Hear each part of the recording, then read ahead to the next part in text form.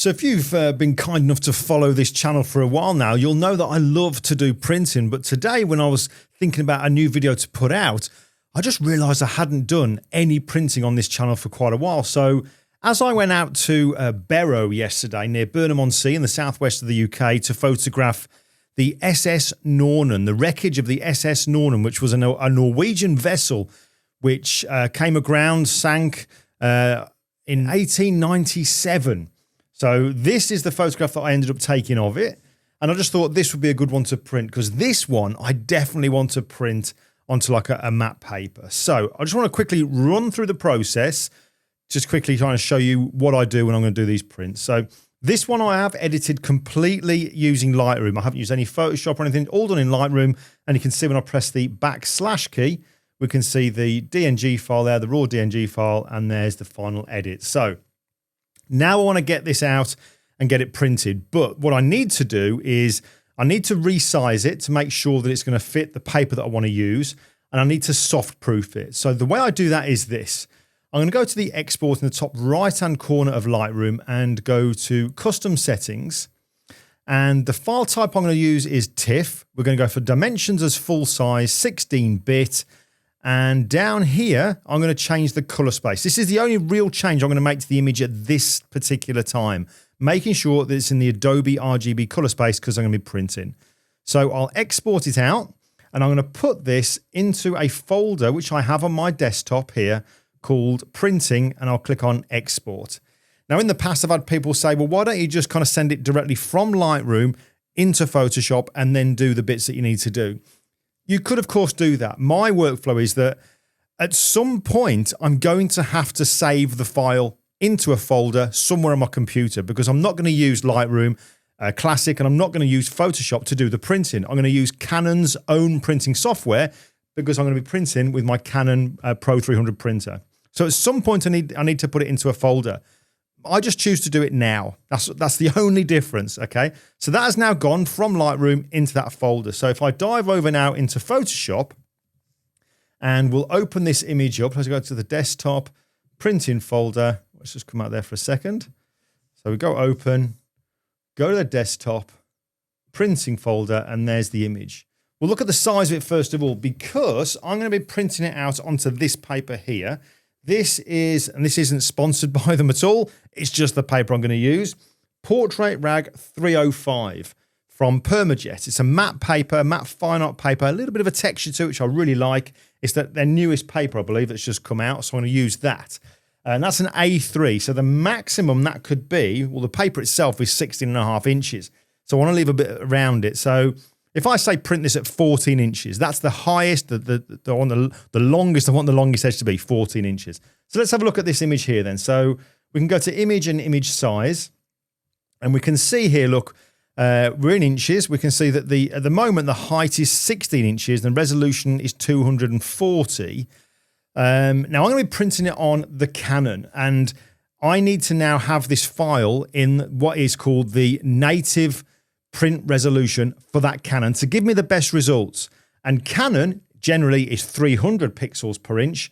Epson would be 360 pixels per inch. So in here, in the image size, we can see here I'm going to need to make it smaller. So the resampling method I'm going to use is bicubic sharper for reduction.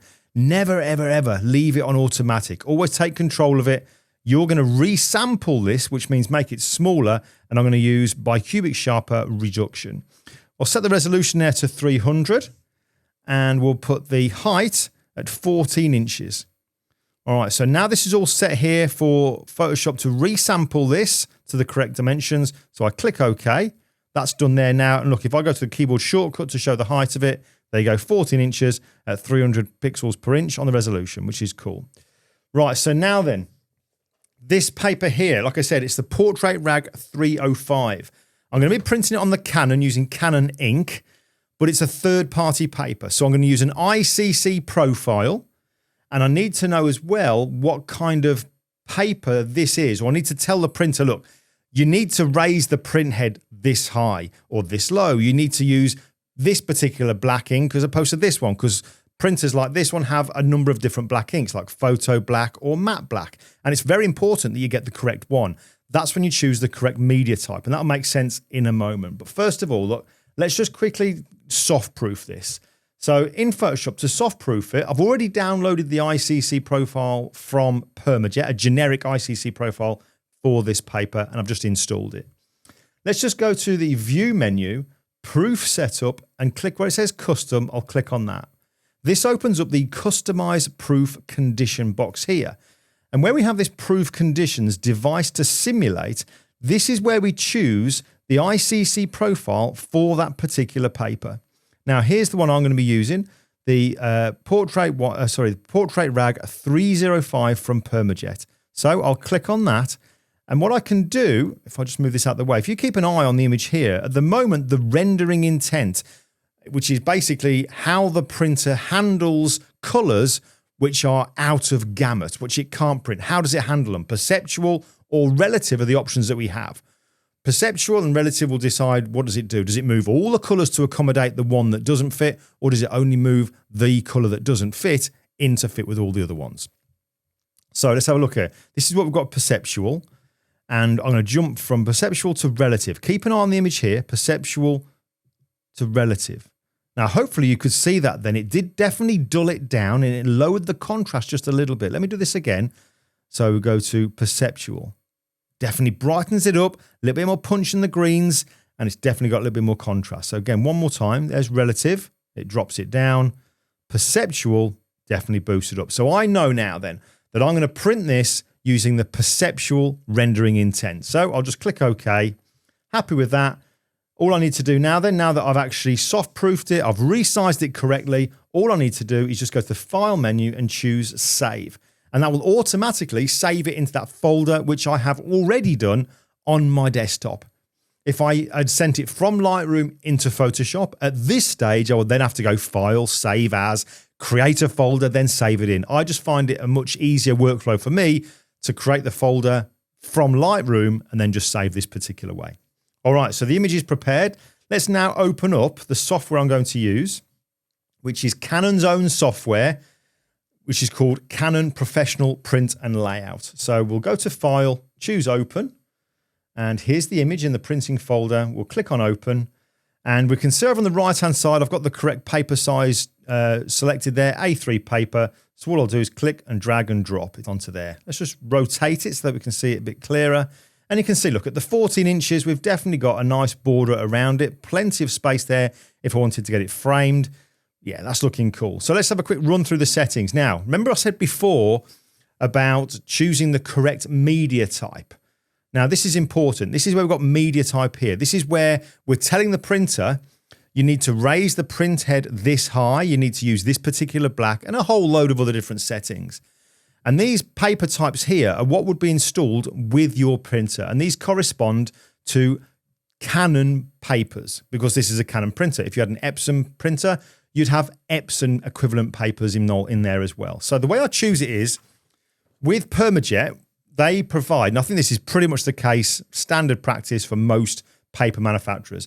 They'll provide you with a sheet of paper that has the name of their paper on one side and then in columns, the equivalent Canon or Epson paper that you would then choose in the media setting. All right. So I know then for this particular one here, which we've got the Portrait Rag 305, the media type I need to use is heavyweight fine art paper. That's going to tell the print head to move up a certain amount and to use the matte black ink and a few other little things as well. So you can see here, look, media type, heavyweight fine art paper. A3 paper, top feed, finest quality. I'm going to leave it at perfect. Contrast reproduction. I'm definitely going to leave that in there. And you can see here when this pop-up comes up, it basically says that it restores the sharpness lost when data is transferred to the printer and reproduces the sharpness of the original image when printing. We definitely want to leave that on. Come a bit further down. And this is the important part here. Look, the color management. I'm using a Mac, so because I'm using an ICC profile, I'm not letting the printer decide what happens here. The Mac automatically turns off the color management. So now I'm overriding it here by saying, look, use an ICC profile. The printer profile, this is where I choose the ICC profile that I downloaded from Permajet. The rendering intent, remember, we said perceptual. use black point compensation. Now, if you're printing from Lightroom, that would be on by default. And the fact that we're using perceptual now, if I tick it on and off, it makes no difference. It is on regardless when I'm using perceptual rendering intent. So let's just come down, looking pretty good. Happy days. So we click on print. It gives us a summary of the settings that we've got. They'll all look good to me. And then we just click on OK. That then sends it over to the printer. And you'll notice here, look, the connection type I have for the printer is USB. That is purely just a recommendation to use a USB connection as opposed to a Wi-Fi connection.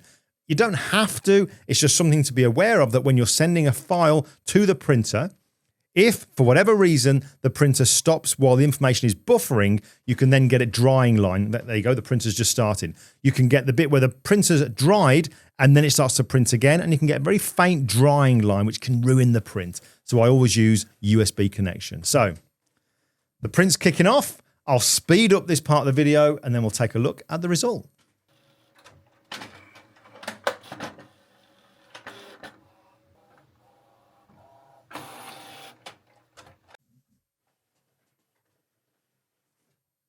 Alrighty. Oh, that's turned out fantastic. Now, bearing in mind, the ink is still kind of going to be quite wet on this one still, and it hasn't absorbed perfectly into the paper, but oh my God, look at that. Very, very happy with that. Yeah, I mean, that's going to look even better, just marginally.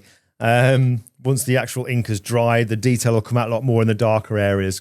But wow, very, very happy with that. Fantastic. So yeah, I just wanted to share the process with you again, just very, very quickly. Obviously, those of you who know I've got a printing course, how to print, you know, we go through that kind of stuff out in a lot more detail. But on that note, if I just dive over to my screen here, I'm now moving my how to print course from Teachable, because there's been a few little issues with that website, little glitches, which I'm not happy about. I don't want people to have to experience that with time outages and stuff. I've now put everything over on the course to the school community course platform, which is where I host the photography community on school. So here, look, you've got the how to print, you've got the forum message board here, which is a great way for me to be able to, you know, deal with your questions and comments, and for people to share the successes when they're printing. But the course itself, they go to the classroom, there you go, it's all in there. All of it's in there, so you've got everything as well. And like I said, also, there's the photography community on there, which I would love you to come and join. It's completely free. At the moment, we have just over 1,500 members in there as well, which is going really well. Really well. It's a great place to be. Really warm, welcoming, safe place, moderated. Love it. But hey, there you go. That's my latest video. I wanted to show you the process. Just quickly run through it. If you want to know more about printing, you know where to go. But folks, thanks very much for tuning in. I shall see you in the next video.